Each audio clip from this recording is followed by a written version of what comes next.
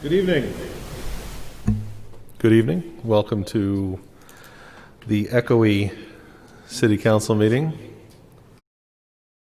Hopefully we can get that adjusted out here in a second. Welcome to the City Council meeting for September 14, 2020. Maybe we can just turn this TV down.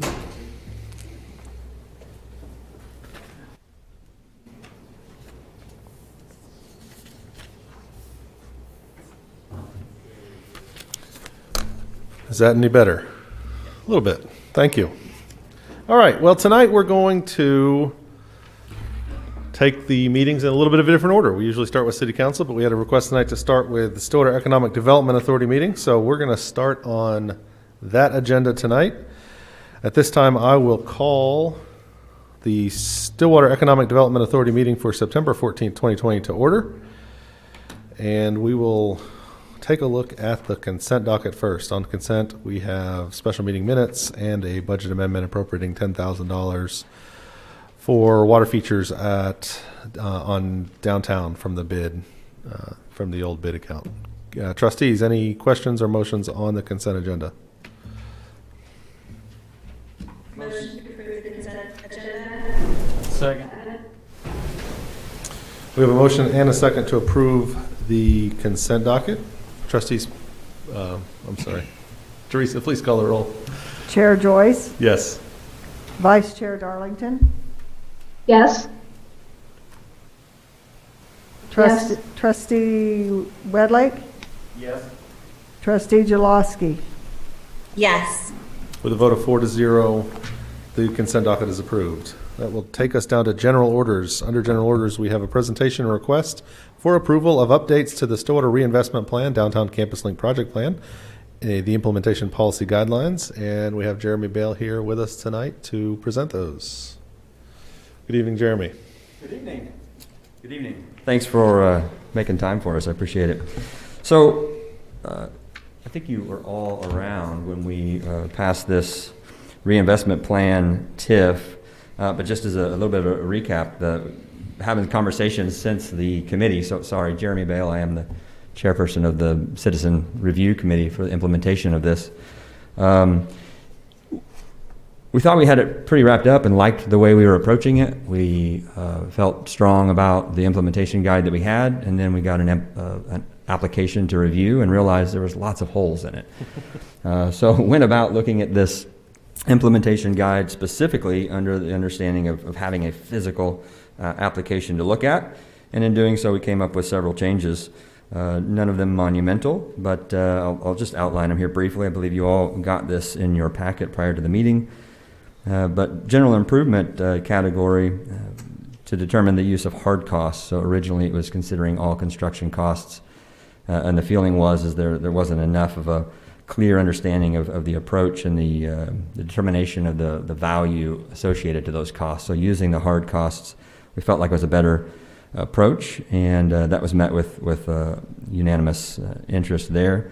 But we also wanted to leave the opportunity to provide additional assistance, and you see that up to 6% based on the criteria put within that application or the reinvestment guide. So that's on that section. And then the small business enhancement, kind of felt like it was an overlooked piece.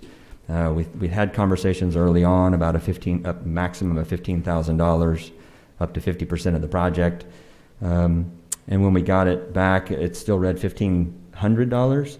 And we just felt like that was an oversight. We didn't mean it to be that way, so we're just cleaning that up and asking for that to go to the $15,000, which is what the committee originally had discussed. On the significant impact development projects, in addition to a percentage of the total development cost as a determinant of the total assistance. So we're trying to look at the entire project with these. These are much larger projects. The significant impact has an impact on lots, both property value, potential of future tax, and quite honestly, the hopefully motivation and inspiration for other business owners to come along and do the same thing. This would be a very impactful type of a project, and it also would include the assistance up to 6% more based on the evaluation criteria in there. And then we wanted to create, well, just an easier gateway, I guess, for developers to get an application together. So one was just to reframe it a little bit, to make it simpler to understand the 3 different funding categories, what those look like, and how they came, or what the approach might be for a developer. We wanted an application that was easier to fill out and have a fillable PDF. And as of today, I know we have a web form on the city's website that can be filled out. And we're going to be looking at a PDF as well. And in case a person wants to do that offline, because I know it's intimidating sometimes to fill out a web form and be concerned about losing internet connectivity in the middle of that form. And then it just helped with the workflow of the application, and then some cleaner language around the open records to make sure everybody understood what they were giving and how it could be used in an open records framework. So with that, I mean, there's not a whole lot to say, but if you have questions, I wanted to make sure I'm available to answer any questions you've got. Thank you, Jeremy. Trustees, any questions for Mr. Bale?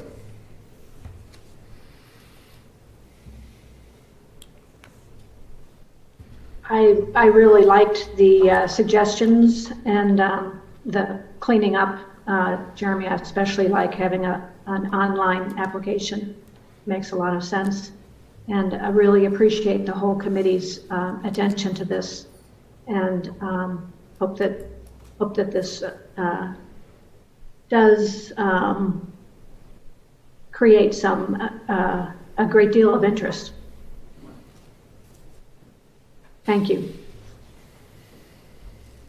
I don't have a question either, so much as an accolade to say thanks. You know, as we're sitting up here trying to think of how all this stuff's going to play out, you know, we can think of multiple different steps and ways things should go, but until you have those boots on the ground and people that are actually experiencing it, you have the unique position to give us, you know, positive or negative feedback on the policies that we implement. So this is exactly how it's supposed to work. So appreciate you taking the time to come back with your feedback to us, and I will say that that feedback's been invaluable. So appreciate all the work you guys have put into it. Okay. Well, we appreciate you being here and running through it and doing all the work that you've done as chair of that committee. Thank you. Trustees, is there, if there's no further discussion, is there a motion on these amendments? Motion to approve the amendments to the implementation guide as recommended by the Implementation Policy Committee. Second. We have a motion and a second to approve these amendments. Teresa, please call the roll. Chair Joyce, Yes. Vice Chair Darlington, Yes. Trustee Wedlake, Yes. Trustee Jaloski. Yes. With a vote of 4-0, those changes are approved to the implementation policy guide. Next on this agenda is reports from officers and boards. Mr. Dorman? Nothing to report tonight, sir. Mr. McNichol? No items, sir. Trustees, is there a motion to adjourn? Motion to adjourn. Second. We have a motion and a second to adjourn the Stillwater Economic Development Authority meeting. Teresa, please call the roll. Chair Joyce, Yes. Vice Chair Darlington, Yes. Trustee Wedlake, Yes. Trustee Jaloski. Yes. With a vote of 4-0, CETA is now adjourned. All right, now we'll go back over to the City Council meeting. And I will call the September 14th, 2020 meeting of the Stillwater City Council to order. And it's a little later than we normally do it, but let's all stand and say the Pledge of Allegiance.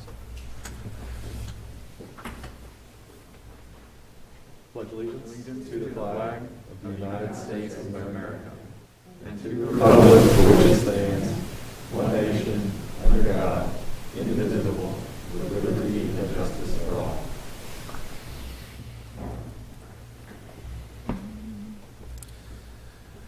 All right, on our consent docket for this evening, we have minutes as well as a request for a public hearing regarding the closure of a utility easement. Councilors, any questions or motions on the consent docket?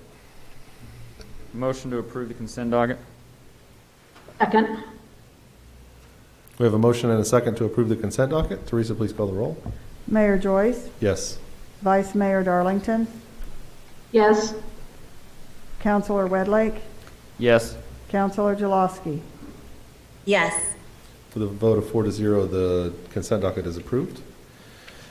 That takes us down to public hearings. We have item 6A, but we have a memo to withdraw that request. Yes, that application has been withdrawn by the applicant Stillwater Springs, so there's no further action required on it.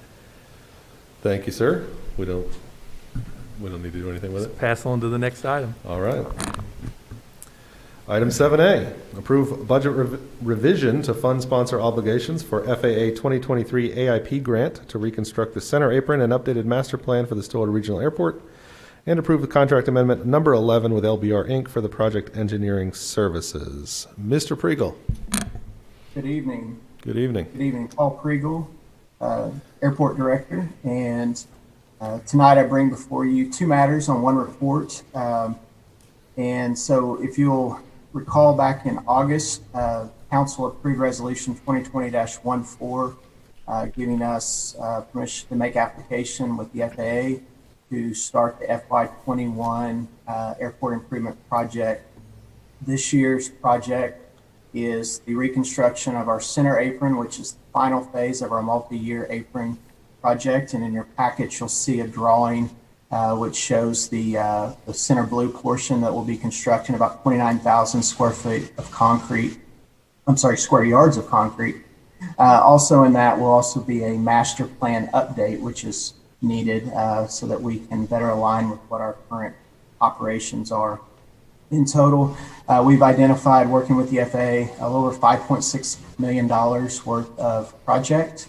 90% of that, or $5,046,845, will be provided by the FAA in the form of a grant, and 10%, which is $560,760, will be the 10% match for the city obligation. So if you'll recall, earlier this year, we were fortunate enough to receive CARES funding. And one of the ways that we were assisted with that is we got our 2020 AIP project 100% funded. That allowed us to move $655,555 forward for a future FAA project. And so we are requesting, as part one of this report, move $578,240 of that funds through a budget revision over to the respective project accounts. And that will help us, that'll set aside our 10% sponsor match and also help with the obligations for professional services that we'll have going into this project. And then with that is also amendment number 11 to the LBR Incorporated contract. LBR is an engineering firm. They're actually located on the airport. They have been awarded several years ago a multi-year contract with the airport to do our various engineering and professional services. And so they've prepared amendment number 11. The total for that is $516,240. City engineer and transportation director Monty Carnes has performed an independent engineering fee analysis and not only found it acceptable, but also found it below probably what they should have charged. So we were pleased with that. And so tonight we ask for the approval of the budget revision and also the approval of amendment number 11 with LBR. Thank you, Paul. Councilors, any questions on these items for Paul?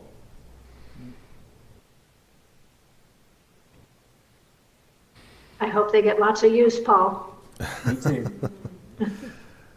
I guess it is a good time to just reiterate the fact that American Airlines will remain with its normal schedule in October, as we announced last week, which is excellent news. And thank you very much to Paul and his team at the airport and everybody here at the city and the entire community who helped reach out to American and to our federal legislators to get that done. So we're excited about that, and certainly these investments that the FAA is making in our airport and that we as a community are making in our airport are very much needed for that service and a big part of Stillwater's continued growth. So we appreciate all of that work. Is there a motion on the budget revision? Motion to approve the budget revision, funding the sponsor obligations for the FAA 2021 AIP grant to reconstruct the center apron and update the master plan at the Stillwater Regional Airport. Second. We have a motion and a second to approve this budget revision. Teresa, please call the roll. Mayor Joyce, Yes. Vice Mayor Darlington, Yes. Councilor Wedlake, Yes. Councilor Jaloski. Yes. With a vote of 4-0, that motion passes. Is there a motion on the contract amendment? Motion to approve LBR contract amendment number 11 for engineering services on the center apron project. Second. We have a motion and a second to approve this contract amendment. Teresa, please call the roll. Mayor Joyce, Yes. Vice Mayor Darlington, Yes. Councilor Wedlake, Yes. Councilor Jaloski. Yes. With a vote of 4-0, that budget amendment is approved. All right, that takes us to item 7B, which is approve a budget amendment reflecting receipt by the Stillwater Police Department of $39,498 in Department of Justice grant funds for the purchase of equipment in the use of pandemic response. Tonight we have Kyle Gibbs joining us online. How are you tonight? I am doing pretty good. Oddly enough, I'm here to talk about COVID funds, and I'm home with the COVID. Well, we're glad you're home, and we hope you're doing okay. I'll stay put till it's all over. So what I'm here about tonight is seeking a budget amendment to create a project number, a revenue account, as well as an expense account, so that we can deal with the federal grant that we received. Back in May, we applied for and were approved for a federal grant through DOJ for $39,498. The purpose of that grant is, it's pretty broad, for preventing, preparing for, or responding to the coronavirus. And so that you know, there are no matching funds required for this grant. So this amendment just sets up those accounts so that we can make purchases as well as obtain reimbursement for the funds that we spend for grant purposes. Thank you, Kyle. Councilors, any questions? Any? I just hope that your recovery is quick and complete, Captain Gibbs. Well, thank you. It's going remarkably well. Not at all what I expected so far. I'll keep my fingers crossed. Kyle, do you guys have a general sense of the types of things these funds will be used for? Yes, we do. At this point, our plan is to buy equipment. The first item that we want to purchase, it's a multi-surface cleaning machine for our jail facility, that we can use it to clean and disinfect jail cells, also patrol cars whenever we haul persons that may be infected with COVID, and pretty much any office area that can be used to disinfect and clean those areas. Then the other items that we're looking at is actually gas masks for all the officers. We currently keep track of all the active COVID cases, the addresses of those cases here in town, so that when we dispatch first responders, we can give them the heads up to use their universal precautions. These masks will enable them, not only does it filter their breath, it filters anything that they're in. So that is the plan right now for use of this money. Thank you. Councilors, further questions, or is there a motion on this item?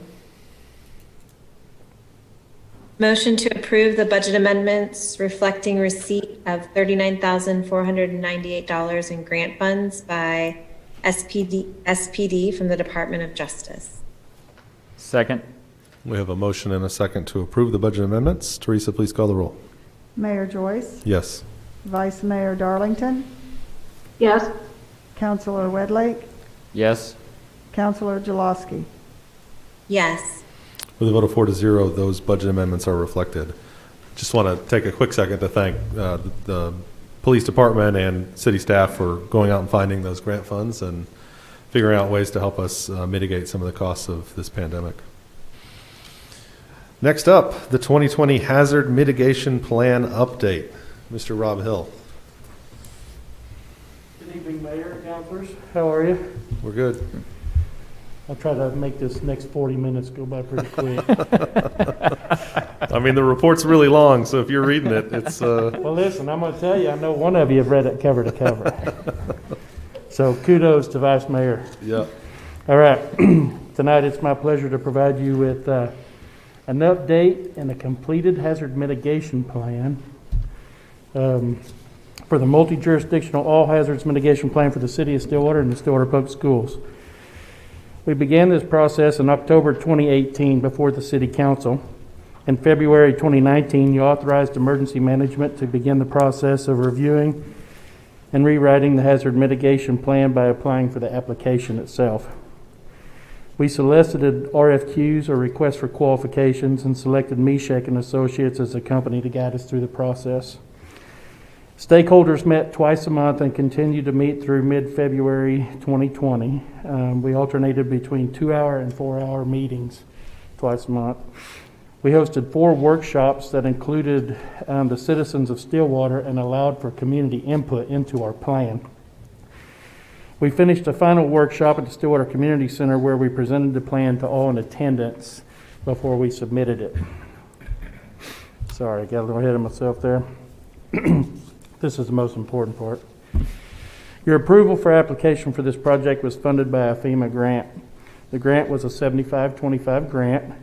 The total cost of the project was $156,000, which the city had to pay up front. Our cash match was $39,000 with a reimbursement from FEMA of $117,000. The hazard mitigation plan focuses on natural disasters only, so when we think all hazards, we have to think natural disasters. Man-made threats are not included in the hazard mitigation plan, and these are the types of events that you'll see throughout the plan. When stakeholder meetings were complete, we submitted the plan to the Oklahoma Department of Emergency Management for review by their staff. There were some changes required and explanations of some data. Once those changes were addressed, we then submitted the plan to FEMA for their review. FEMA and OEM has approved the plan and will recognize the plan as official for the city of Stillwater once the resolution has been adopted. Just some updates and some highlights about this process. The planning process took approximately 1,480 combined hours to complete and spanned from 2018 to 2020. This does not include the hours for Meshek that created the websites, the maps, charts, and graphs that are incorporated into this plan, and all the historical data that had to be collected as well. This plan review and process takes place every 5 years and is very time-consuming and requires a big commitment by the stakeholders involved. Completing the plan in a timely manner allowed us to remain eligible for federal funding for projects that improve the resiliency of our community and did not create a lapse in coverage in current projects that we already have established. We will begin this process again in approximately 18 months, and this will allow us to keep the plan up to date on a yearly basis so that we don't have to do so much work at the end of a 5-year period. The previous plan was 811 pages long. This plan is 135 pages long. It's not that we left anything out or omitted anything. It was just that through consolidation and removal of repetition, we simply cut the plan down to the meat and potatoes, if you will. There were over 80 action items in the existing plan from 2015, and they are now condensed down to 39 manageable, obtainable goals.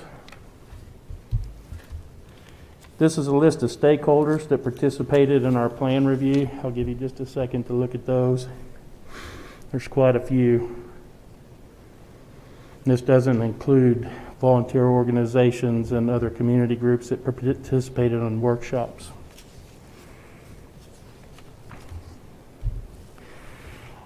Later on the agenda in Section 8A, Resolution 2020-16, Council will have the opportunity to adopt the hazard mitigation plan. This will be the final step in this process and will enable the City of Stillwater's Hazard Mitigation 2020 plan to be activated.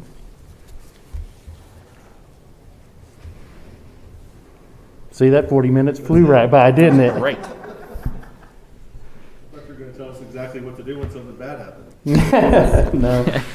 No, we have whole books on that. I would note that this hazard mitigation plan doesn't address public health emergencies either. It does not. Actually, Vice Mayor and I exchanged email this afternoon talking about that a little bit. At the federal level, they are talking about what to do for a pandemic type of outbreak and plan. At the moment, there are so many variables that it is hard to nail down. So what we've done at the local level, in conjunction with the hazard mitigation plan that we also have an emergency operations plan. And that EOP is what we're using, Emergency Support Function Number 8 for health and mass care. So Kelly Rader, the hospital, those types of entities are the ones that write that section of our emergency operations plan. So we are following along in concordance with that plan, that portion of the plan. Councilors, other questions about this hazard mitigation plan?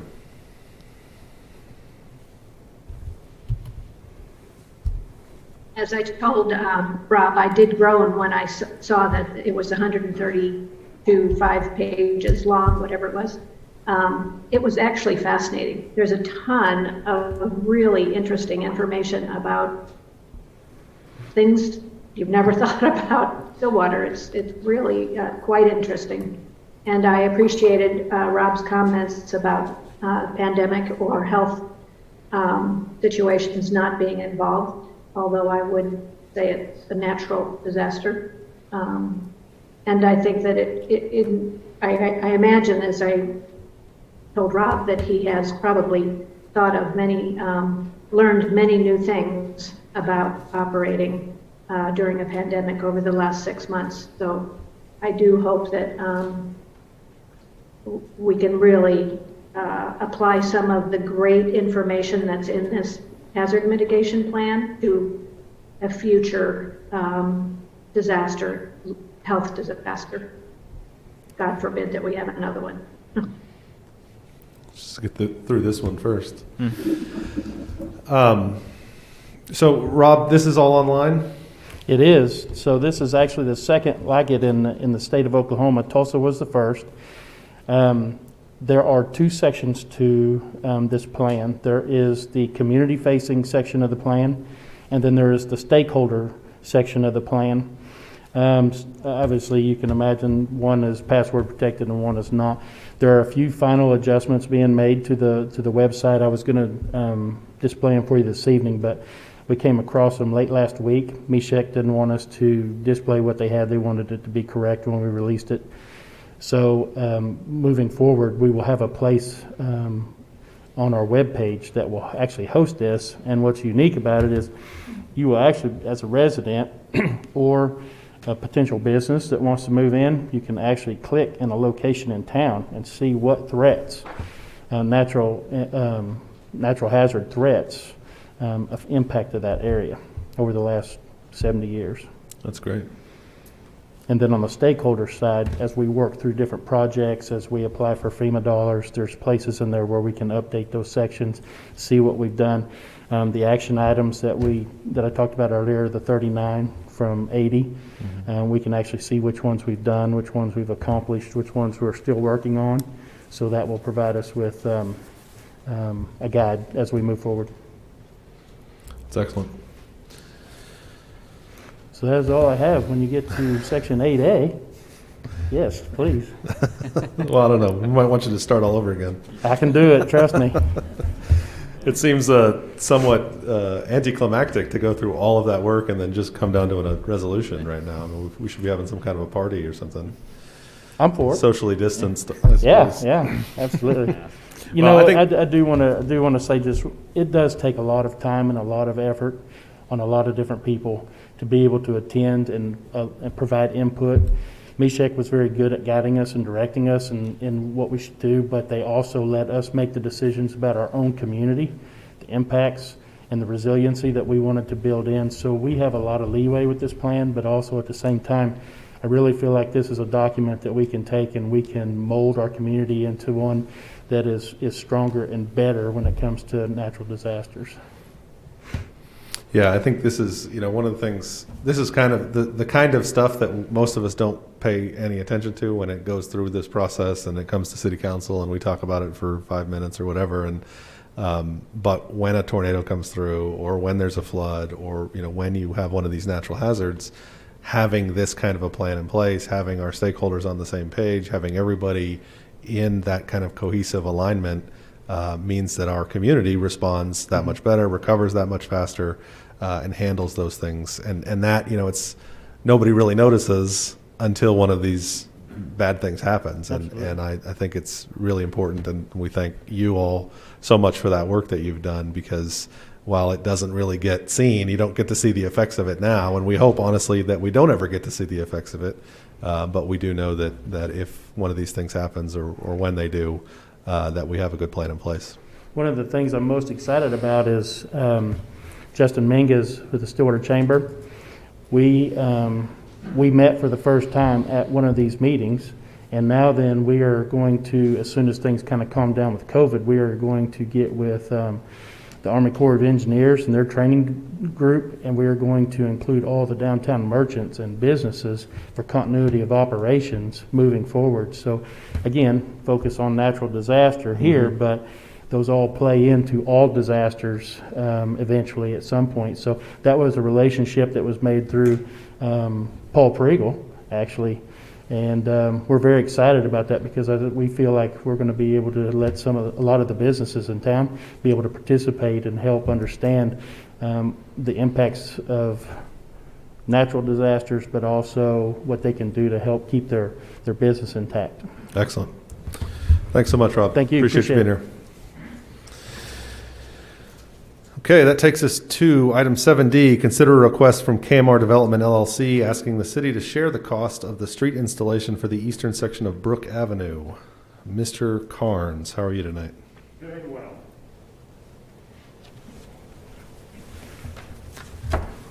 Monty Carnes, Director of City Engineering. In February of this year, KMR received approval from the Planning Commission for a preliminary plat. Conditions of that preliminary plat were the proposed Moore Avenue located on the west side of the development shall not be constructed and shall become a pedestrian access point for the neighborhood. The construction of Grandview Street for the East Ridge development must be completed before the start of Phase 2 of Skyline East, which is the subdivision we're talking about this evening. Skyline East, Section 2. And thirdly, there shall be a street connection to North Jardo Row from the subdivision on the east edge of the development at Brook Avenue, approximately 300 lineal feet of roadway. In July, the developer, KMR, requested that the city share in the cost of the street installation for the eastern section, which would be Brook Road. Mr. Jim Carnley is here tonight to present his request, and after that I'll be happy to come back up and talk about our recommendation and some other things. But do you have any questions at this time? Councilors, any questions for Monty? Okay, thank you. Come on up, Jimbo.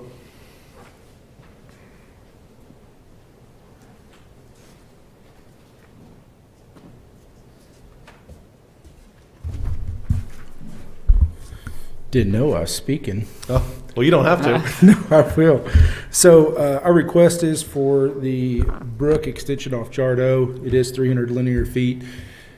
The concession we made with the this has been a pretty controversial neighborhood that we put in. A lot of people didn't want that. They didn't want the traffic flow. We did multiple traffic studies going into the Skyline neighborhood. So without going down the rabbit hole, we agreed with the Planning Commission that we would try to purchase 4 acres that was adjacent to us, that was parallel to Jardo, that shared that access. We did end up purchasing it. We paid substantially more than it was worth to get the street in for the citizens, so it would relieve that neighborhood. In doing so, we asked the city, hey, if we make this concession, which is not really a requirement, but if we do this for that 300-foot street, would you guys help participate in that? I've had more conversations with some of you guys about that, so that's what we're asking for,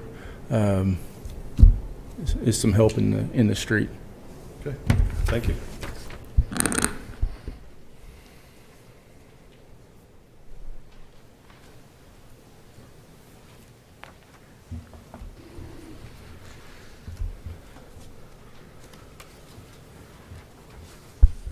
As we pointed out in the report, there's several sections of the ordinance that spells out the responsibility of the developers for the installation of public improvements, and that includes the construction, testing, inspection of the public improvements. We have as staff 2 primary concerns with using city funds to participate. One, as I have discussed previously, were insufficient funds to maintain the existing street network as it is with our pavement management index rating. So any funds that might be used to assist the developer could be going to those other projects. We have checked with Beth Ann Childs, who's the attorney for the city on this matter. Beth Ann had confirmed what staff has believed, that the half-cent funds aren't available for use for this. So if you approve the request, some other source of funding other than the half-cent pavement management funds would have to be used. But again, we're concerned that the public would perceive when we go to renew that half-cent that the money is being used for the aid developers instead of pavement management. Secondly, we're concerned about a precedence this might set if a future developer doesn't like or agree with what the Planning Commission or City Council has required. Then they come in and say, this wasn't in our budget, and they want the city to participate. And while we're sympathetic to Mr. Carnley's plight, those are our concerns. And clearly the ordinance states these are his costs to bear. Happy to answer any questions. Councilors, any questions for Monty?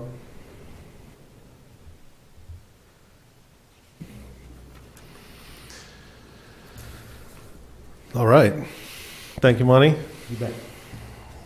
Councilors, any discussion on this item?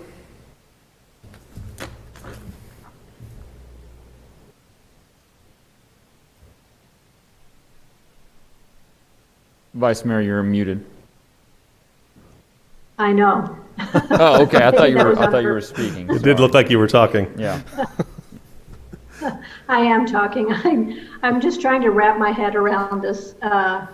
It's a little bit confusing, all the different streets that are mentioned in here. And, we have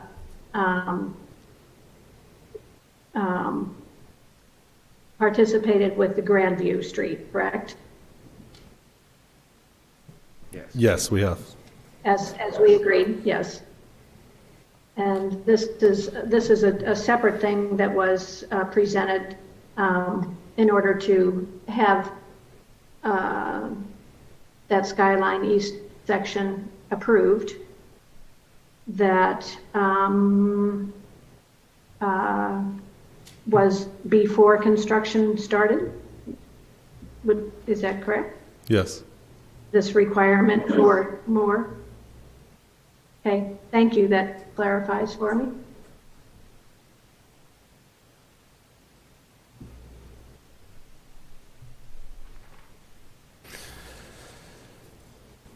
So, just to be clear on that point, nothing has changed in the original agreement from what the requirements were before the development started.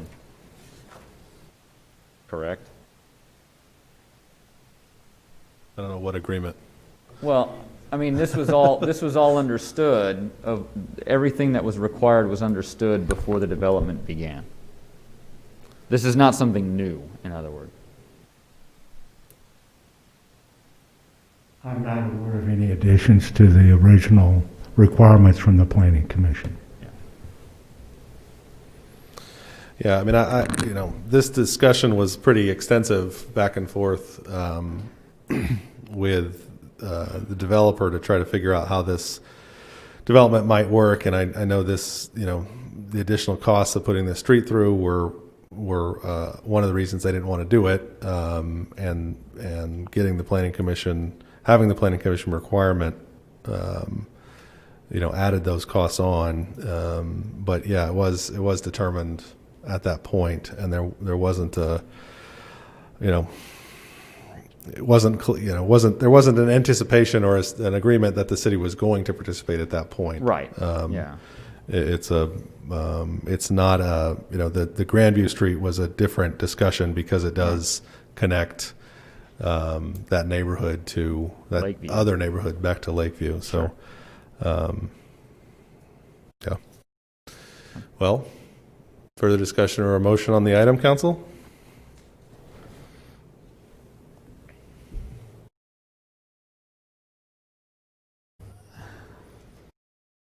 I would make a motion for alternative 1 to deny the request to cost share in the construction of Brook Avenue. Second. We have a motion and a second to deny this request. Teresa, can you please call the roll? Mayor Joyce, Yes. Vice Mayor Darlington, Yes. Councilor Wedlake,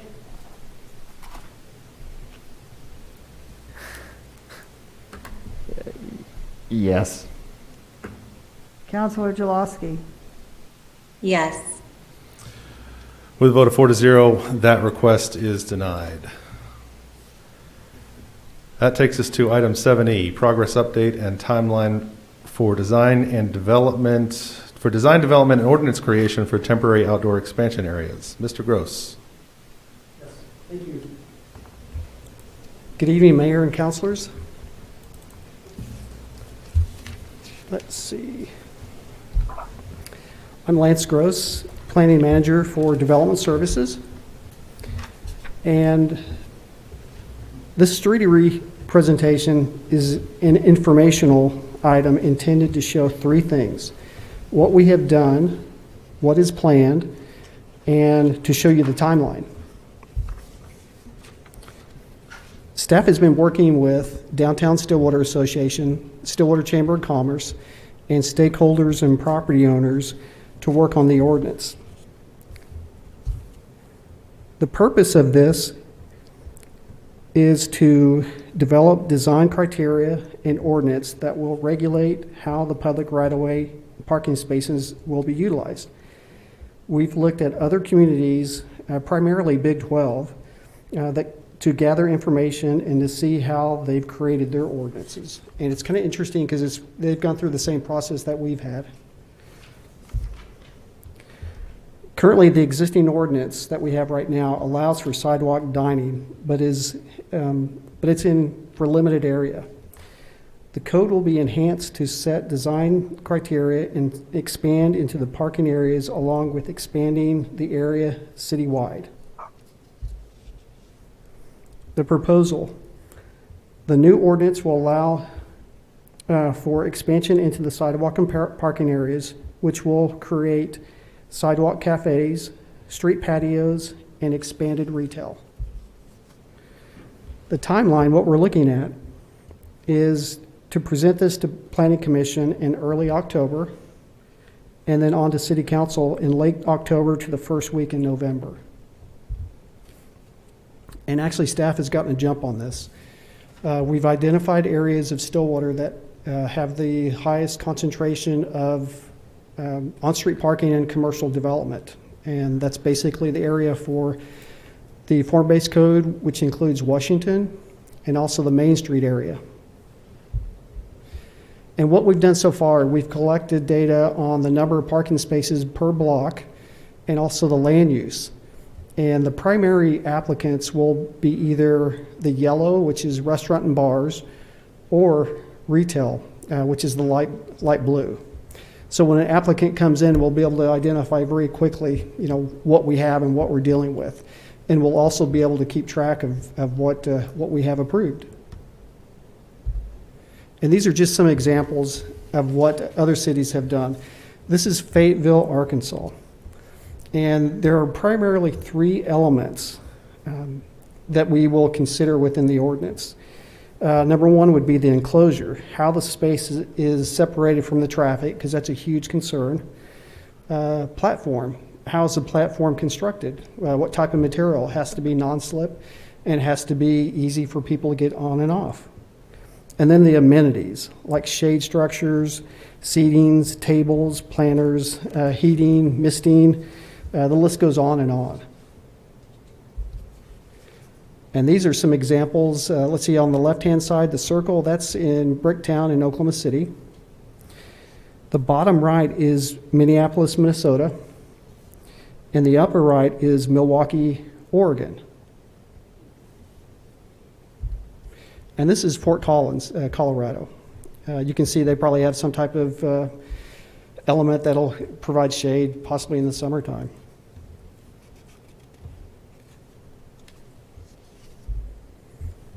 And this is in St. Louis, Missouri.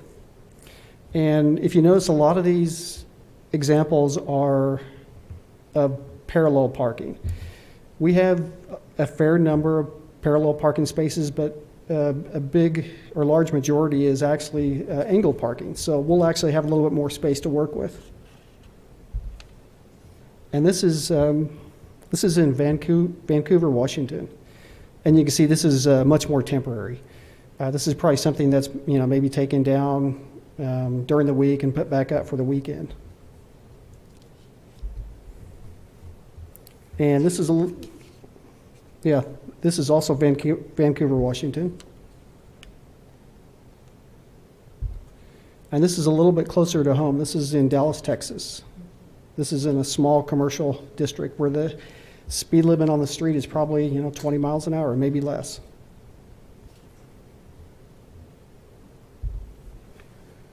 And let's see, the left-hand side is Boise, Idaho. And the right-hand side is Vancouver, Washington again. And I believe this one is from Cleveland, Ohio. And you'll notice there's the material that they use ranges from wood to steel, basically. And this is in St. Louis, Missouri. This is much more substantial, but it looks much more permanent as well. And the last example is from Morgantown, West Virginia. And you can see they've got a pretty substantial wall there. But the 5 items that we'll be concentrating on and taking consideration of when the ordinance is developed is location. Obviously, it'll be citywide, but there will be specific areas that we can use this ordinance within. Another thing to consider is the duration. We'll probably, make these applications for a year, possibly, maybe even extend them. And then materials. Like I mentioned previously, it can be constructed out of wood, metal, virtually anything. And ADA accessibility is going to be a big part of it as well. And then last but not least is the maintenance. Maintenance is a big part of it, and that'll fall back on the property owner who has the application.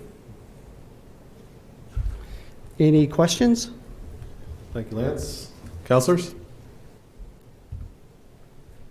I did have one question. I've been contacted by some of the businesses on Washington Street on the Strip that have some concern, that are retail businesses, because parking is so limited on that street.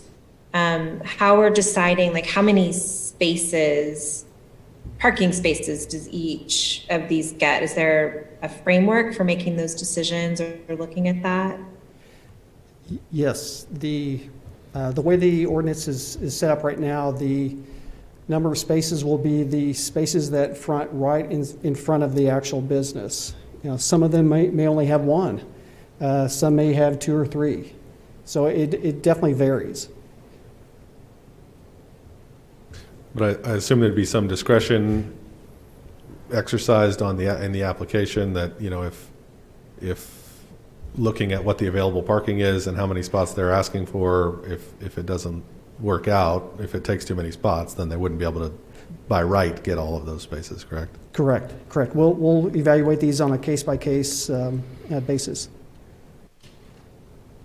Yeah, I think that was the concern, because in so many of those places, you know, they don't have designated parking, so to speak, and so I think, you know, to use up all the parking across the street from one business, that fairness, if they're not a business that's using spaces that way, I think certainly comes into play.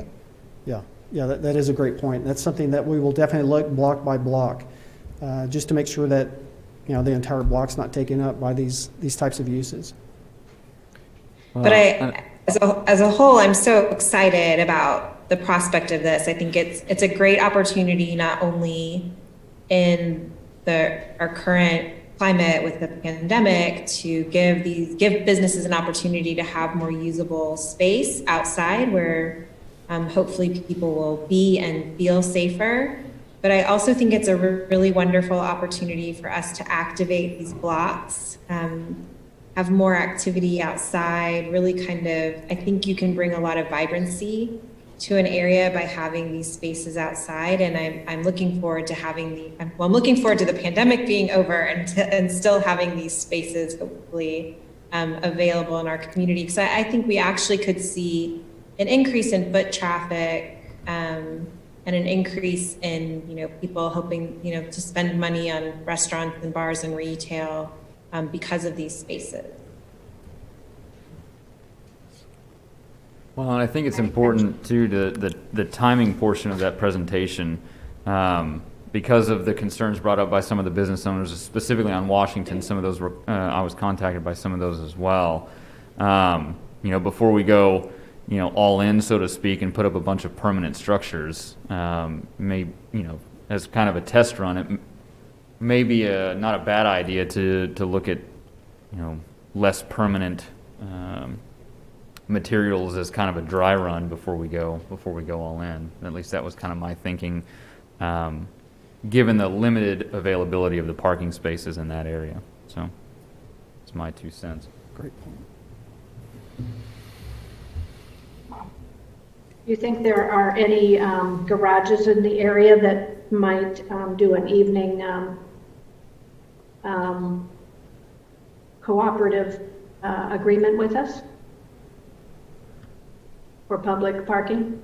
I think that's a really cool idea. I don't know. I'm trying to think what's over there. I mean, OSU has the McKnight Center.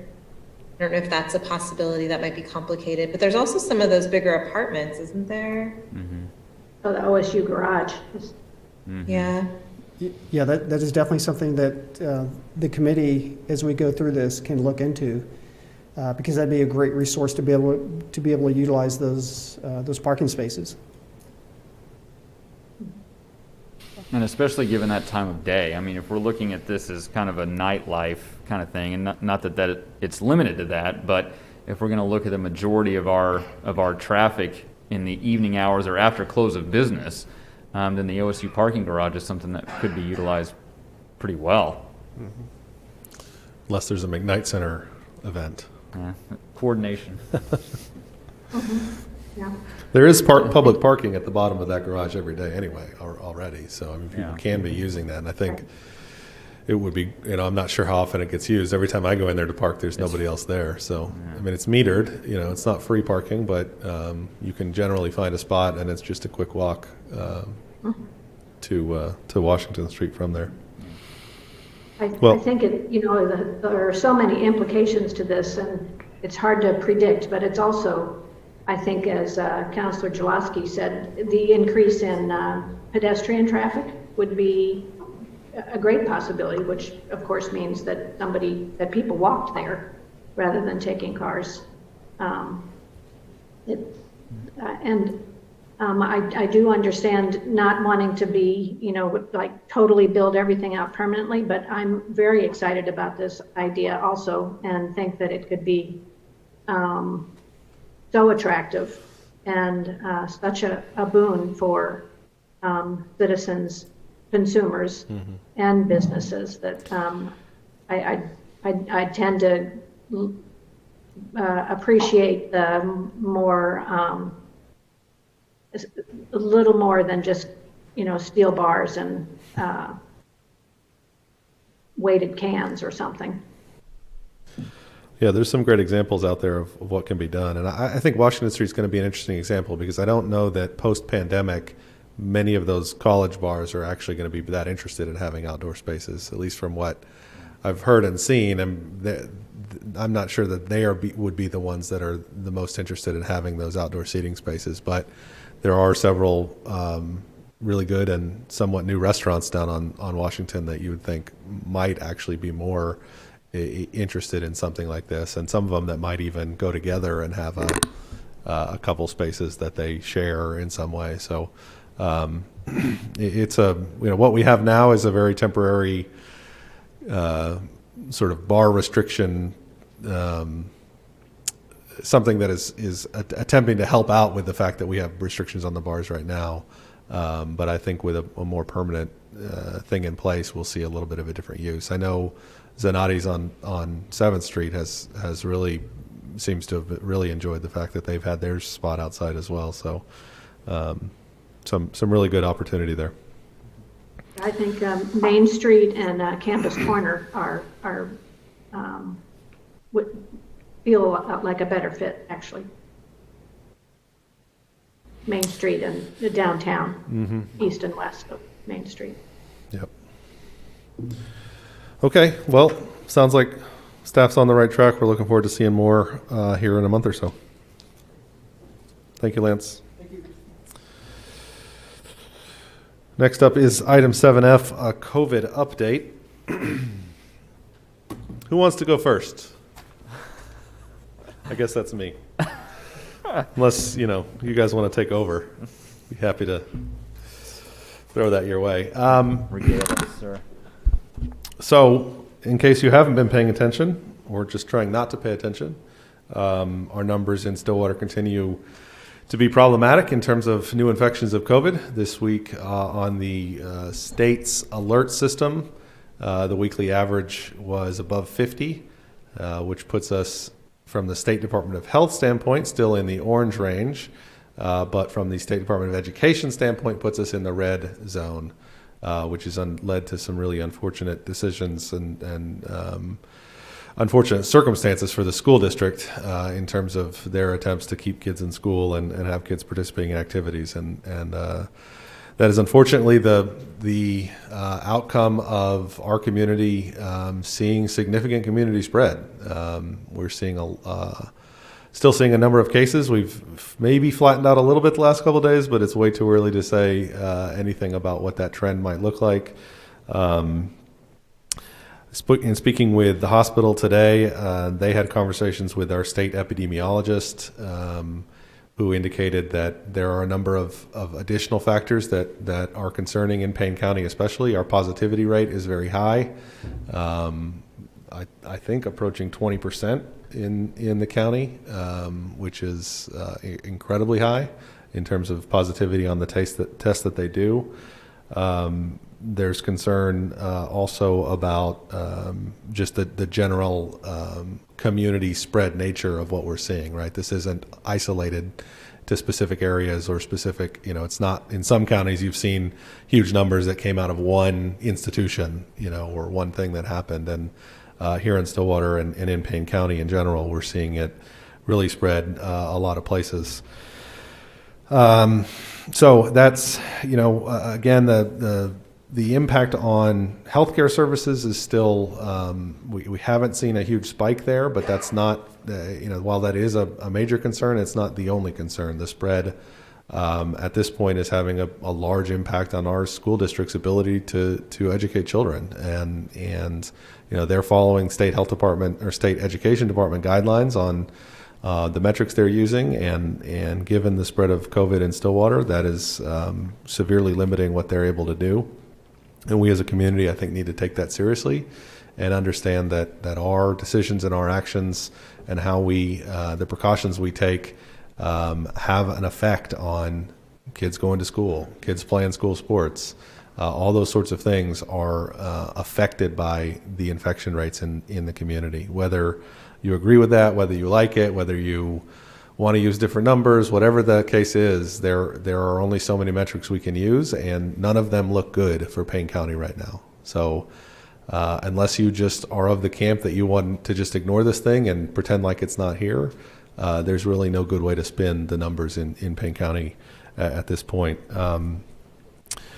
It is, from a population standpoint, we're still seeing the majority of those cases in the 18 to 35 age range, which I think is being interpreted wrongly right now, because we've been saying that for a while, and I think a lot of people are taking that to mean that that's some kind of segregated population that doesn't have any interaction with the rest of Stillwater somehow, right? That, we don't need to worry about it as much because it's just 18 to 35-year-olds, right? Well, the median age in Stillwater is 24 years old.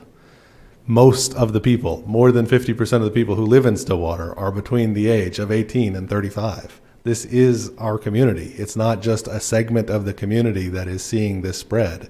It is the bulk of our community that is seeing the spread of COVID. And, using this idea that, it's just college kids, or it's just, this one group over here that's having a problem and it doesn't affect the rest of us, is a very wrong way to look at it, for lack of a better word. I mean, it is people who are 18 to 35 work in our offices, they teach in our classrooms, they serve in our restaurants. That age range is not it's not just a group of people on campus that nobody ever interacts with. It is the bulk of our community that is seeing significant spread of COVID-19 right now, and we all have to take that seriously. We all have to look at our own decisions and our own choices and how we spend our time and where we go, and decide whether those things are necessary or not, and whether we're contributing to the potential risk of spreading this disease. There's been I've gotten several comments from folks who feel like we need to be doing more from a city perspective to help mitigate the spread. That conversation, today with the hospital and their conversation with the state epidemiologist, there's certainly indications that this is not just an isolated problem, that we are seeing more than one indicator that this is a problem, and that we need to get the spread under control. Because again, while we haven't seen a spike in hospitalizations right now, the more cases there are in the community, the more likely that is to happen. I mean, it's not hard math, right? The more this spreads among any population, the more chance it is that it spreads among a vulnerable population. So we've looked at that. I've looked at the ideas of what else we could be doing from a city perspective. And as I've discussed before, because there's really not a pinpointed problem that we can try to go solve. We can't just go say, if we close the bars, it'll fix it. We can't just say, if we close restaurants, it'll fix it. If we close churches, it'll fix it. All of those places are seeing an impact and are contributing to this problem right now. What we need is for people to recognize that and to act accordingly, and to avoid the situations where this disease spreads. That is enclosed spaces, indoor, close contact, all of those places I just mentioned, bars, restaurants, churches, house parties, funerals, weddings, bachelor and bachelorette parties, all those things that people want to go do and have fun doing in our community right now are high-risk sorts of events. And we've got to, as a community, commit to figuring out how to avoid that stuff for now so that we can get these numbers down. Now, that's not to say that we won't, or I won't, from a emergency declaration standpoint, put additional measures in place if need be. The most likely sort of thing that we would look at next would be also we currently have a reduction on our bar capacity at 50% and a requirement of those people sitting down and spreading out. A similar reduction in terms of in restaurant seating would certainly seem to be a logical next step if we get there. Same with other sort of entertainment or gathering places indoors, because that is, again, the place we're seeing it. But we as a community have the opportunity to get this under control ourselves. It just takes a commitment. It takes an understanding. It takes recognizing that this is really a problem. It is not something that you should just say, well, I don't care. I'm young, I'm healthy, or I don't care if I get it and die. I'll just take the risk. I'm willing to do that. It's not just a risk for you. It is not just your risk. When you go out and put yourself in those risky situations, there are other people around you. If you have it and give it to them, it is no longer just your risk. You cannot sit and say, I should be able to take that risk for myself. I get to make the choice. I don't care if I get sick. It is an infectious disease. It spreads from person to person. If you have it, you will give it to somebody else. That's, in fact, the other issue that the state epidemiologist brought up in this conversation today. The number of people being infected by each positive case in Payne County is high in relation to other places. People who have it are giving it to multiple other people. It is not an individual risk. It is a community risk, and we have to act like it's a community risk. We have to understand that our actions have an impact on the people around us. Right now, they're affecting school kids, they're affecting high school football players, they're affecting nursing home residents, they're affecting everybody in the community. It is not something you can segregate and say this is somebody else's problem. It is our problem together, and we have to fix it together.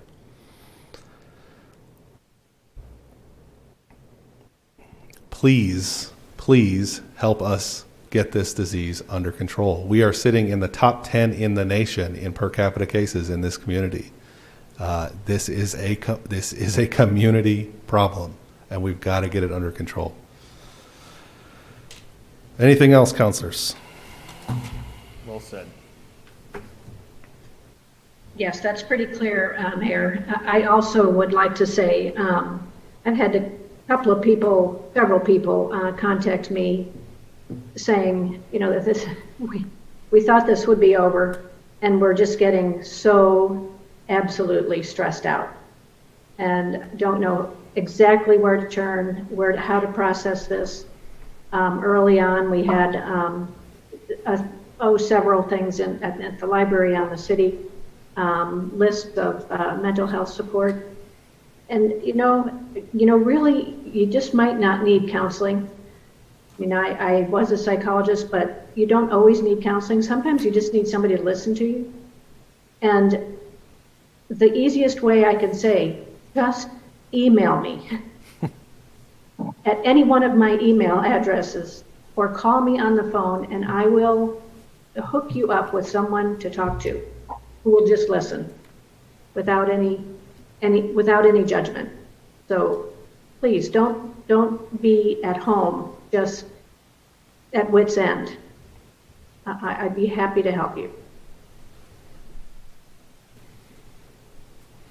Do we still have those resources listed on the library page? Or mental health? I have not seen them, Will, but I will check.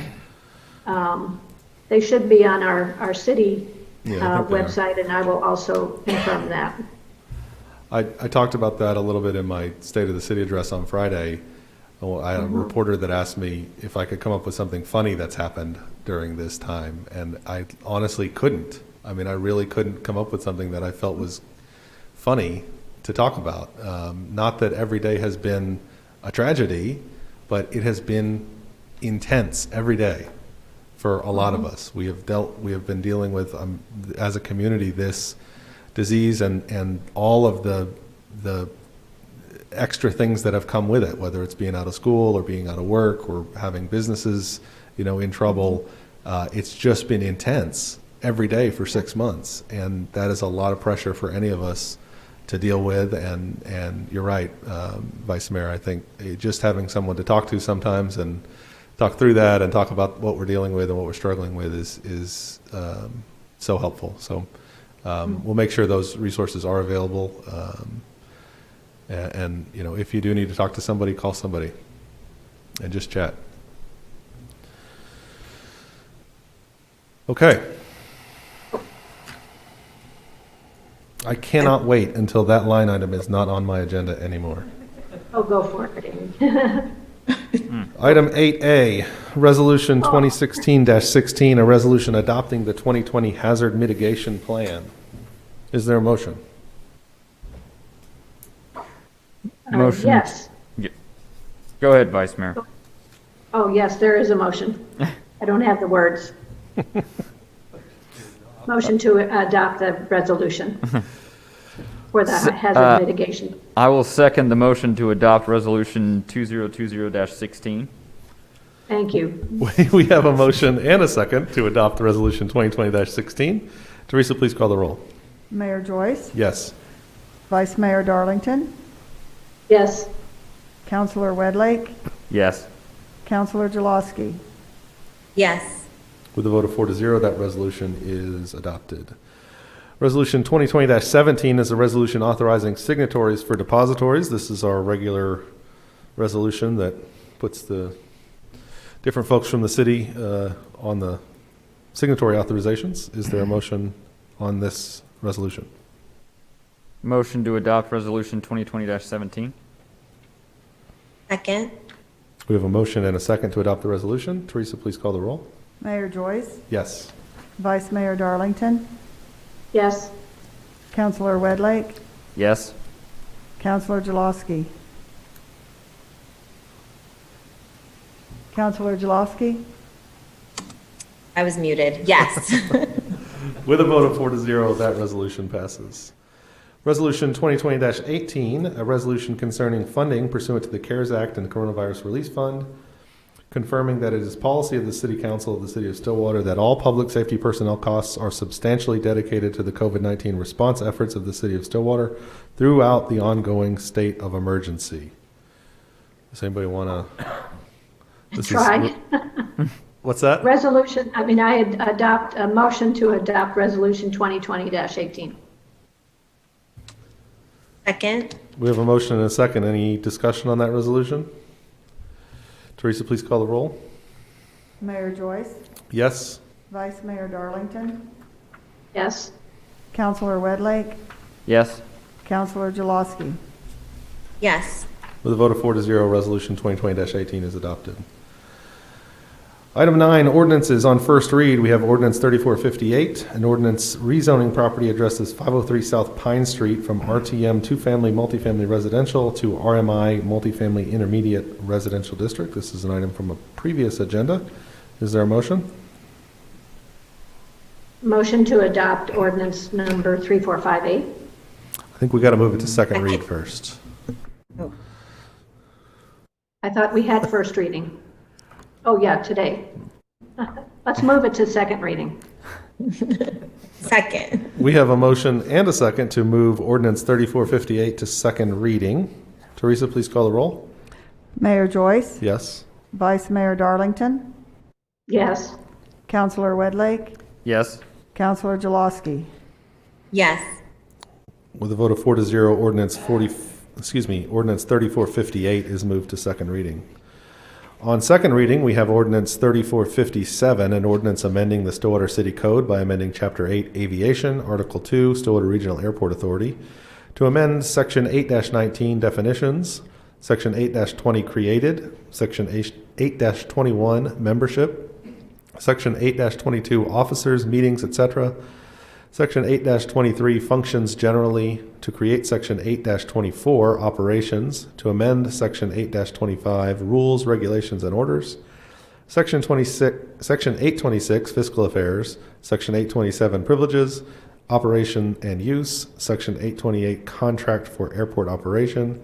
Section 829, Governmental Function. And Section 830, Changes for Airport Services. Counselors? Motion to adopt ordinance number 3457. Second. We have a motion and a second to adopt the ordinance. Teresa, please call the roll. Mayor Joyce, Yes. Vice Mayor Darlington, Yes. Counselor Wedlake, Yes. Counselor Jaloski. Yes. With a vote of 4-0, that ordinance is adopted. Reports from officers and boards. Mr. Dorman. Nothing to report, sir. Mr. McNichol? Counselors? Hey, you have 16 days to get your census done. Census ends September 30th for whatever reason, but it ends September 30th. And if you have not responded, please respond so that we have an accurate count of the population here in Stillwater. All right, that takes us to item 12, appointments. We have several city boards and committees that need folks either reappointed or appointed to vacant seats. We haven't really talked about these much during the pandemic because most of these folks weren't meeting, but I've got a list here of several boards that I have some nominations for the seats. We can take these one board at a time, right? Yes, sir. All right. So we'll start with the Airport Authority. We have one board member, Mark Tower, whose term expired. I'd like to nominate him to be reappointed. And then we have two vacant seats on the Airport Authority board. I'd like to nominate Derek Davies and Denise Roberts for those two seats. Is there a motion on those three? Or I make the motion to appoint those three individuals to the Airport Authority board. Second. We have a second. Teresa, please call the roll. Mayor Joyce, Yes. Vice Mayor Darlington, Yes. Counselor Wedlake, Yes. Counselor Jaloski. Yes. With a vote of 4-0, those appointments are approved. I will say we had a number of really good applicants for the Airport Authority. There's a lot of interest in the airport for good reason, and a lot of great people who applied for those seats. And for those that are still interested, we hope that you'll keep your applications on file for when seats become available again. On the Audit Committee, we have one member, Kelly Cox, whose term is expiring and would like to be reappointed. So I will nominate her to be reappointed to the Audit Committee. And then we have a new application on file for the vacant seat that requires a CPA from Randy Murray. So I will nominate Kelly Cox and Randy Murray for the Audit Committee. Second. We have a nomination and a second. Teresa, please call the roll. Mayor Joyce, Yes. Vice Mayor Darlington, Yes. Counselor Wedlake, Yes. Counselor Jaloski. Yes. With a vote of 4-0, those appointments are approved. On the Board of Adjustment, we have 3 empty seats, and we have 3 applicants. On the what may have been published in the packet, we had one person, Mark Nordquist, who was listed as an applicant for the Airport Authority, but he was actually an applicant for the Board of Adjustment. So we did have 3 applications for the Board of Adjustment: Jeff Dillon, Dora Bush, and Mark Nordquist. I'd like to nominate those 3 individuals to seats on the Board of Adjustment. Second. We have a nomination and a second. Teresa, please call the roll. Mayor Joyce, Yes. Vice Mayor Darlington, Yes. Counselor Wedlake, Yes. Counselor Jaloski. Yes. With a vote of 4-0, those appointments are approved. On the Board of Drainage Appeals, we have one seat, Dr. Dale Daniel, whose term expired but would like to be reappointed. So I'll nominate him to be reappointed to the Board of Drainage Appeals. Second. Second. We have a nomination and a second. Teresa, please call the roll. Mayor Joyce, Yes. Vice Mayor Darlington, Yes. Counselor Wedlake, Yes. Counselor Jaloski. Yes. With a vote of 4-0, that appointment is approved. We do have a vacancy on the Building Trades Board, but do not have any applications on file. So if you're interested in joining us and helping out on the Building Trades Board, please get your applications in at stillwater.org. On the Library Board, we have one seat that needs to be reappointed. That's Andrea Yao. And then 2 vacant seats, and I will nominate Mike Woods and Martha McMillan for those seats. And so those 3 folks I'd like to nominate for the Library Board. Second. We have a nomination and a second. Teresa, please call the roll. Mayor Joyce, Yes? Vice Mayor Darlington, Yes. Counselor Wedlake, Yes. Counselor Jaloski. Yes. With a vote of 4-0, those nominations are approved. On the Library Trust Board, we have one expiring seat with no other applications, so I'll nominate Linda Burks to be reappointed to the Library Trust Board. Second. We have a nomination and a second. Teresa, please call the roll. Mayor Joyce, Yes? Vice Mayor Darlington, Yes. Counselor Wedlake, Yes. Counselor Jaloski. Yes. With a vote of 4-0, that appointment is approved. On the Stillwater Housing Authority, we have 2 expiring seats that would both like to be reappointed, so I'll nominate Roger Goes and Ruby Manning to be appointed to the Stillwater Housing Authority. Second. We have a nomination and a second. Please call the roll. Mayor Joyce, Yes? Vice Mayor Darlington, Yes. Counselor Wedlake, Yes. Counselor Jaloski. Yes. With a vote of 4-0, those Stillwater Housing Authority appointments are approved. On the Planning Commission, we have 1 seat that needs to be reappointed. That's Brett Allred. And then we have 1 vacant seat, and I would like to nominate Jana Phillips for that vacancy. So nominating Jana Phillips and Brett Allred for the Planning Commission. Second. There's a nomination and a second. Teresa, please call the roll. Mayor Joyce, Yes? Vice Mayor Darlington, Yes. Counselor Wedlake, Yes. Counselor Jaloski. Yes. With a vote of 4-0, those appointments are approved. And then last up, we have our Renewable Energy Task Force applications. And we had, I think, 12 applications, which seems like a great number for a Renewable Energy Task Force. So I'm going to nominate all 12 of these applicants to be appointed to the Renewable Energy Task Force. Their names are Mabry Baldwin, Caleb Billieu, Dana Cole, Robin Cornwell, Madeline Fong Goddard, Deanna Homer, Justin Mingus, Mike Shanahan, Sharon Shanahan, Alan Tree, Henri Uehara, and Christine Waits. Second.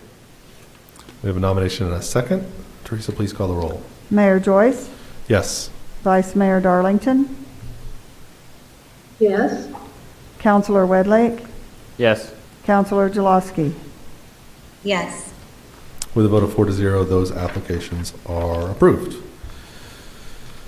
Excellent. Thank you to everyone who has put in an application to serve on a city board or a committee. There's a lot of really important work that gets done in these positions, and we appreciate everyone who's willing to donate their time and expertise in these positions. I'm especially looking forward to the work of the Renewable Energy Task Force. They'll get to take a look at the new solar project that GRDA has been talking about with us, and some other things going on around renewable energy. So we appreciate your willingness to serve. Is there a motion to adjourn? Motion to adjourn.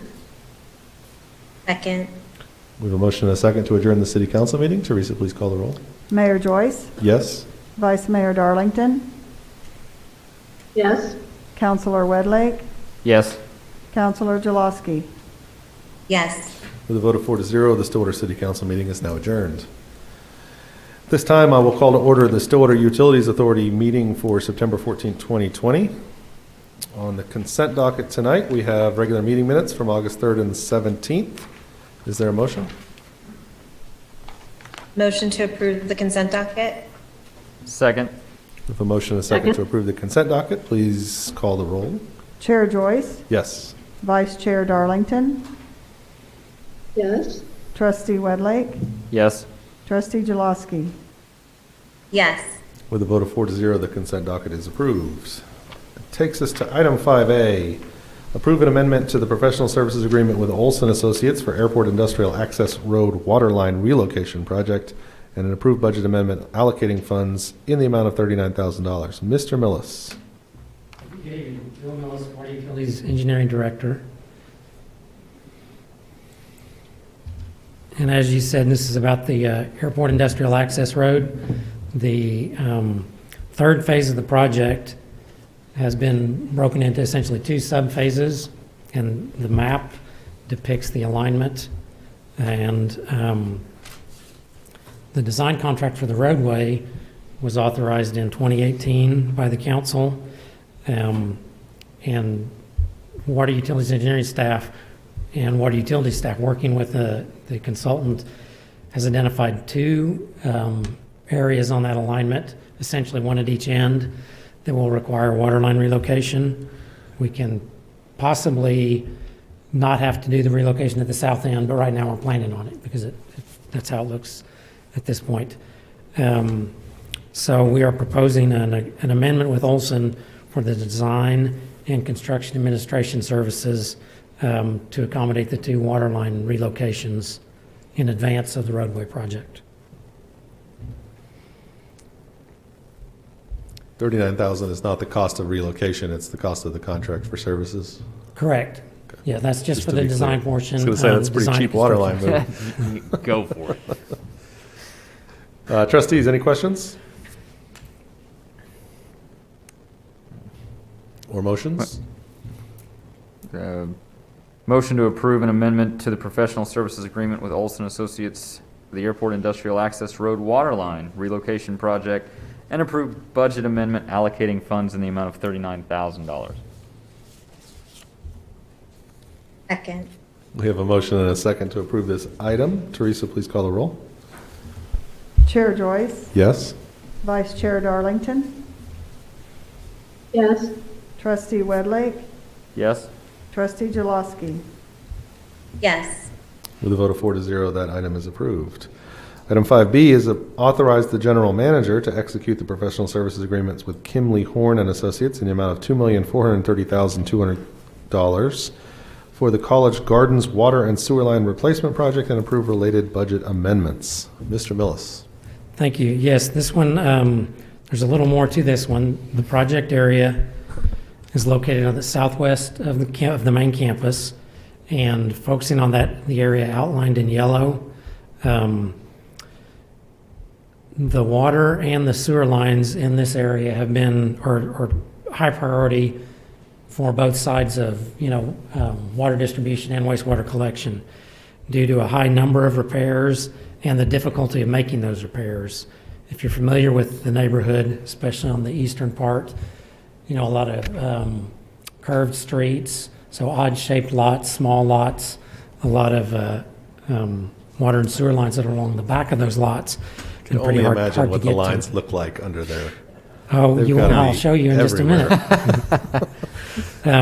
So we are in this yellow area replacing all the water and sewer lines, and this is a little unusual. We're doing them together just for the cost, because both water and sewer were so high on the priority list, and there's some definite cost effectiveness by doing them both together, and will minimize convenience to the neighborhood. Minimize. It's hard to use that minimize word, but it actually will be a little better. Well, I think you said minimize convenience, which it might be true, but I think you meant minimize inconvenience. I definitely meant to minimize inconvenience. This project will include some sewer flow monitoring, because there's 3 or 4 locations along the north boundary where sewer flow from OSU flows into our collection system, and so we'll need to make sure we have a good handle on, what that flow is, so we properly size the lines. Another element is that will be the Monticello corridor. You've heard recently about that from city engineering, and so we're going to have our consultant accelerate evaluation along that corridor and try to minimize any disruptions so that they don't come in and pave the street.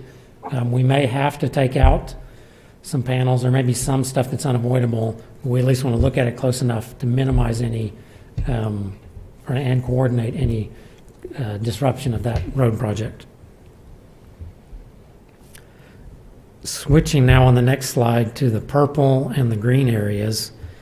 Whereas in the yellow we were replacing everything, in these two areas we're simply replacing some selected water lines only.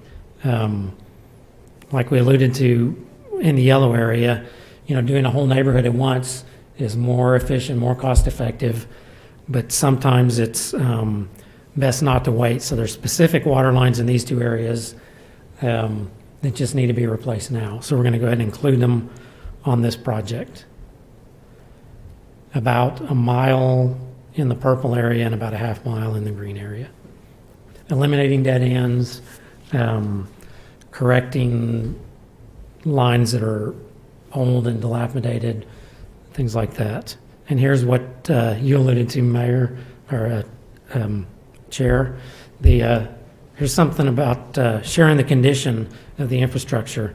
That photo on the left is a cast iron water line, and in the middle, it's a closed valve. The valve broke closed, so we had to remove it. But that just shows you, a couple of instances of the state of some of our infrastructure. What you might find interesting about the aerial photo on the right is just that in that about 2-block section of Redwood, there was 10 street patches over the water line. So just some of the factors that go into how we prioritize the projects. Waterline materials in the College Gardens area, actually in all these areas, a lot of galvanized iron, cast iron, and transite. So the cast iron, people quit using that in the 60s. So all of that is at least 50 years old now. A lot of it probably older. We have these neighborhoods were platted from the 20s to the 40s. So that's how old the infrastructure is here. The sewer lines are almost exclusively clay. So here you've got a shot inside a sewer line of an offset joint and heavy root intrusion. And then another shot just of a brick manhole. And with backed up water. They're not supposed to hold water. They're supposed to drain it on down. So that was during some maintenance work. And I'm sorry, Bill, did you say clay? Those lines are made out of clay? Clay, yes, sir. Huh. Doesn't seem like the most robust material for water over a long time. It was for, well, that's for sewer line. Yeah. But still, yeah, for 100 years, that was the material of choice. Yeah, interesting. And sometimes it can be really good if it's undisturbed. Mm-hmm. If it's along a back fence line where you get a lot of trees and growth, you end up seeing these roots a lot. So a lot of clay is in very poor condition. What's used now, out of curiosity? Generally PVC and ductile iron. Mm-hmm. We tend to use more PVC here because we have corrosion issues with ductile iron.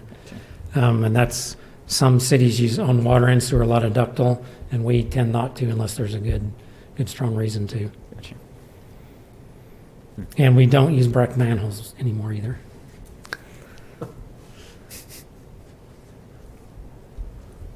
Bill, you mentioned that there were some of sewer lines from OSU flowing into this area on the north side. Yes, ma'am. How do we cooperate with OSU on these projects?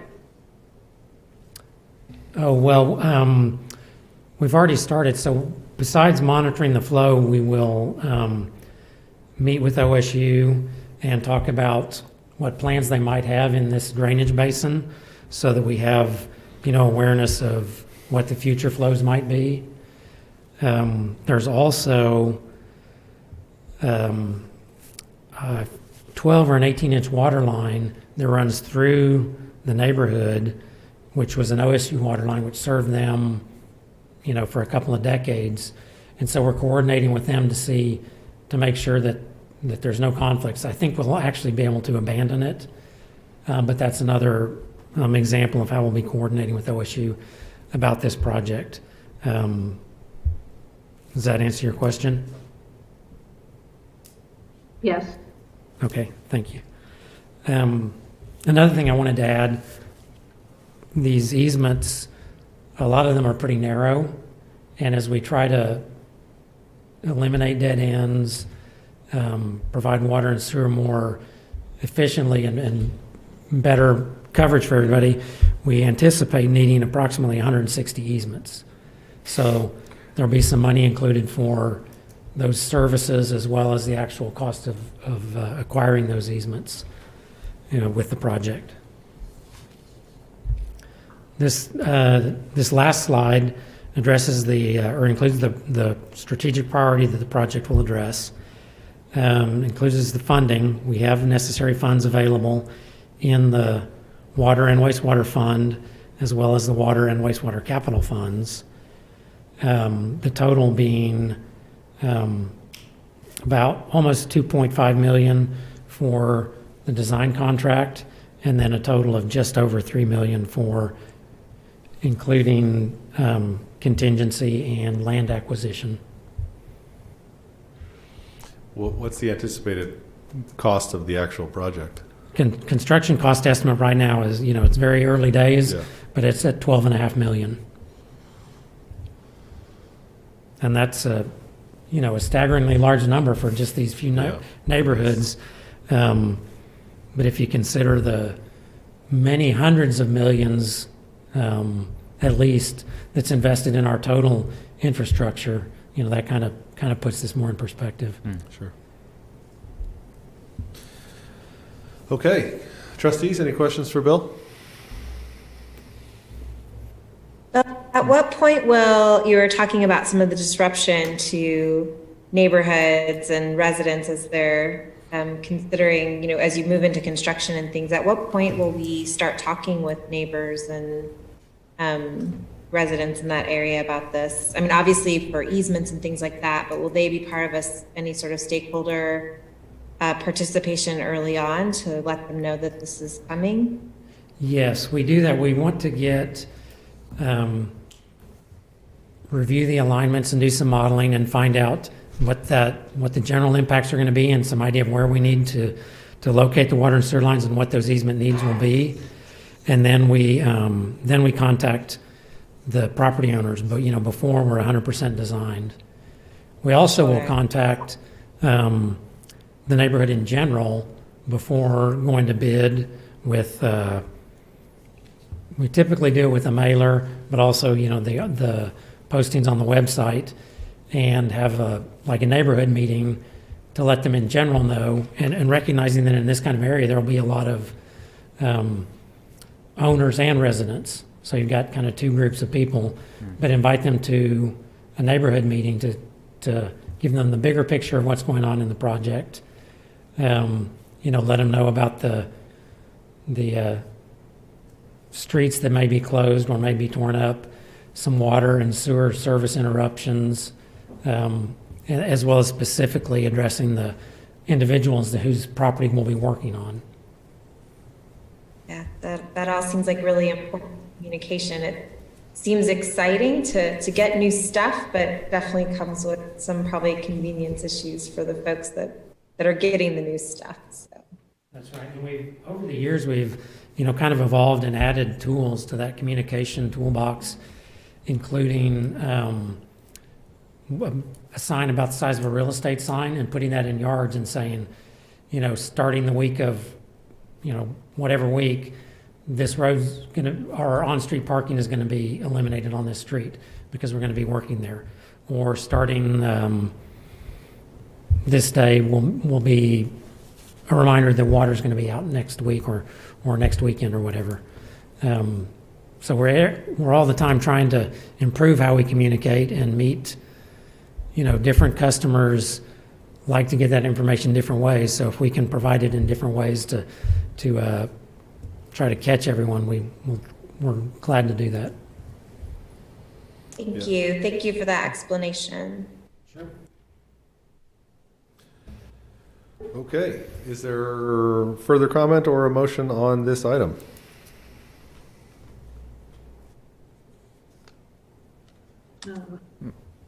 Can we make a motion through the whole list, or do we need to do them separately? Yeah, I think it's all together. Okay. Motion to authorize the general manager to execute the professional services agreement with Pimley Horn and Associates in the amount of $2,430,200, which includes all basic and additional services. Authorize easement expenditures of $300,000, which is a rough estimate of need. Authorize total project expenditures of $3,300,000, which includes approximately 10% contingency, and approve the related budget amendment. Second. No. Yeah. Yeah, that's a good point. So, Approve that bullet number 1. yeah, Yeah, so you would just approve item. Basically, what's on the agenda, if you can approve that tonight, the other you'll have to bring back on the 21st, because they did not. Oh, was there schedule that. something that wasn't? the agenda doesn't list the easement costs. It's just got the 2.4 for the professional services agreement. So if you'd like to alter, Will I strike? revise Can I your just- motion to just be for that first part. I just want to hear Counselor Jalowski say 3,003,300 again. No, that's not You part know, of it. Counselor Okay. Wedlake, I've been Strike it. doing 9th grade geometry and 6th grade algebra for the last couple weeks, so I don't want to hear your numbers shaming. Did you have a revised motion? I do. Motion to authorize the general manager to execute the professional services agreement with Lee Horn and Associates in the amount of $2,430,200, which includes all basic and additional services. Second. We have a motion and a second to authorize this contract. Teresa, please call the roll. Chair Joyce, Yes. Vice Chair Darlington, Yes. Trustee Wedlake, Yes. Trustee Jalosky. Yeah. With a vote of 4 to 0, that item is approved. Thank you, Bill. We'll see you next time. It takes us to reports from officers and boards. Mr. Dorman? No item, sir. Mr. McNichol? 2 items, sir. One, staff member checked the library website during the meeting and found that the mental health links are still there. Good. So, and 2, construction's been completed for the Phase 2 hospital area water line project. The project, constructed by local contractor Danny Wick Excavating, replaced over 8,000 linear feet of aged and undersized water line in the area, generally bounded by 7th Avenue, 10th Avenue, Walnut Street, and Washington. The new larger water lines will better maintain water quality and reliability and will reduce maintenance required in the area. In addition, the location of the new water line on Monroe allowed for replacement of the deteriorated sidewalk from 7th to 9th Avenue, improving pedestrian mobility on Monroe. We very much appreciate the patience and the cooperation of those affected by the project, and this is not unlike, albeit smaller, than the project you just discussed. Yeah. It's nice to see new infrastructure in, though. Thank you all for that hard work. Is there a motion to adjourn? Motion to adjourn. Second. We have a motion and a second to adjourn the SUA meeting. Teresa, please call the roll. Chair Joyce, Yes? Vice Chair Darlington, Yes. Trustee Wedlake, Yes. Trustee Jalosky. Yes. With a vote of 4 to 0, we are now adjourned. Thank you all for being here.